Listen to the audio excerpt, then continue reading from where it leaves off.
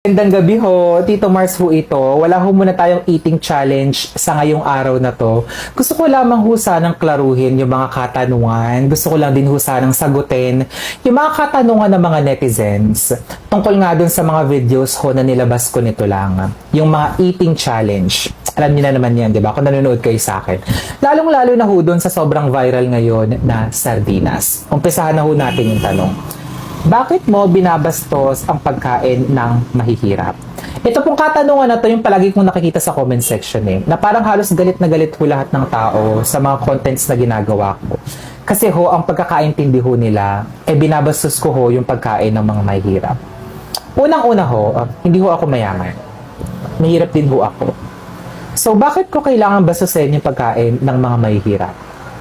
Kung babasusin ko man yun, didirekta rin ho akong matatamaan doon. Kasi mahirap din ho ako, hindi ho ako mayaman.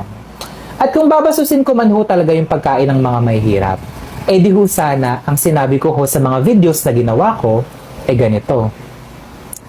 Bakit ganyan yung mga pagkain na yan? Parang kaning baboy. Sinong taong kakain ng ganyang klaseng mga pagkain? Ganito pa. Ano ba yung pagkain na to? Napakabaho naman ito. Buti kaya nyo itong kaining mga mahihirap. May sinabi ho ba akong mga ganong klaseng salita sa mga videos ko? Kung babalikan nyo ho lahat ng mga videos na ginawa ko, lahat ho ng mga eating challenge na ginawa ko, wala ho kayong maririnig ng mga ganong klaseng salita sa kahit anumang video. So kung papaiksiin ho natin, hindi ko ho binabastos yung mga pagkain ng mga mahihirap. Pangalawang tanong, mayaman ka ba? Hindi ho ako mayaman, kinaklasify ko ho yung sarili ko sa bracket ng mga taong mahihirap. Number 3, anong karapatan mong laitin ng pagkain ng mahirap? Hindi mo ba naiisip yung mga taong sarap na sarap dito?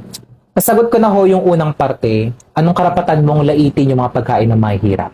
Ulitin ko ho, hindi ko ho nilalait yung pagkain ng mga mahirap.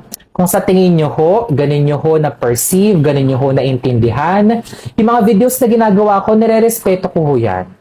Kasi meron ho kayong kalayaan, choice nyo ho yan kung paano nyo ho iintindihin yung mga videos na nilalabas ng mga content creators at mga nilalabas ko.